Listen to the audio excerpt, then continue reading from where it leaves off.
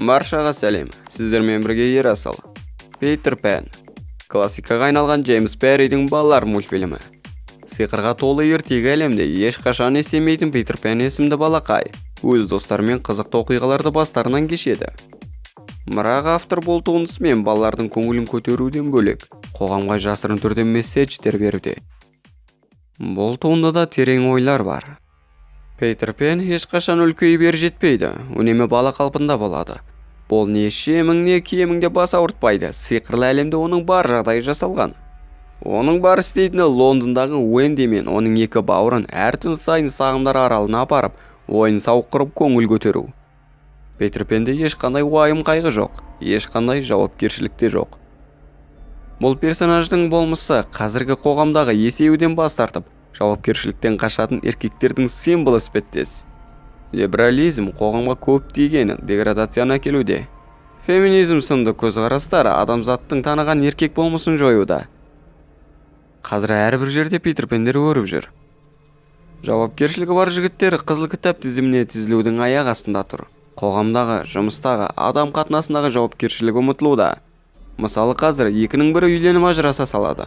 Әкесі тастап кеткен отбасылар тым жиі кездеседі. Ал некесіз жүктілік жайлы айтудың керегі жоқ. Қазақта бұрындары 13-те отау иесі десе, қазір 40-тағы еркек мамасының баласы.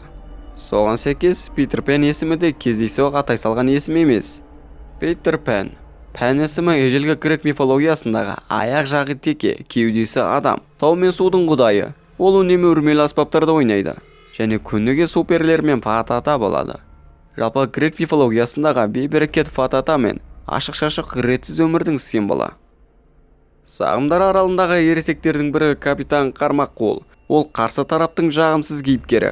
Қармаққолдың ересек болуында да бір себеп бар. Питер Пеннің басты қорқынышы есею, жауапкершілік. Және Қармаққолдың бір қолы шолақ болуы қарақшы болған үшін ғана емес, басқа да мағынаны білдіреді. Жалпы кино, фильм саласында есею мен ой түюдегі құрбандықты шала мүгедектікпен бейнелейді. Қол аяғынан айырылып ой түйіп есею жатқан кейіпкерлерді көп көрдіңіздер. Яғни Қармаққол есею үшін қолын құрбан еткен. Әрине, өмірде есею үшін қол аяғыңды турамайсың. Бұл бейнелеу. Мысалы бала кішкене кезінде президент, әнші, актер, бизнесмен, спортсмен де болғысы келеді. Бірақ ол нақты мақсат қойып, спорт жолын таңдап, спортсмен болса, оның бұрынғы армандары мен бұрынғы потенциалы құрбан болады.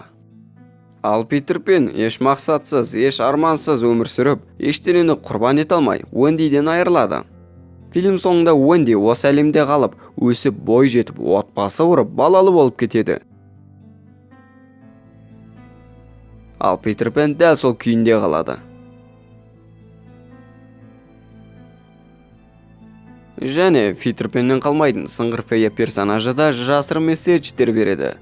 Сыңғыр ашық-шашық киінген фигурасы ат болып кеткен фея. Ол үнемі Питерді қызғанады, Питерден қалмайды. Дәл ер адамның қиялындағы Фатата қалауы мен келесі жынысына деген табиғат тартылысы секілді. Бірақ сыңғыр шынайы қатынасқа жарамайды, тым кішкене тіршілік иесі. Яғни бұл дәл қиялды бейнелегендей. Питер Пен секілді мақсат жоспар құрмай, өмірге еш алаңдамай, еш жауапкершілік сезінбей, өмір сүргісі келетін еркектерге байланысты Питер Пен синдромы пайда болған. Бұл синдромды доктор-психолог Дан Келли 1983 жылы Питер Пен синдромы деген кітабымен көпке таныстырды. Балалық көңілмен өмір сүрген жақсақ, бірақ әр дүниенің өз уақыты бар. Мойындағын келмесе де биологиялық физикалық тұрғыда барлығы тоқтаусыз процесте. 30-дағы баланың қоғамға да, адамға да еш керегі жоқ. Шектен асқанның бәрі у дейді француздар. Видео осылай мәресіне жетті. Келесі жолыққанша сау саламат.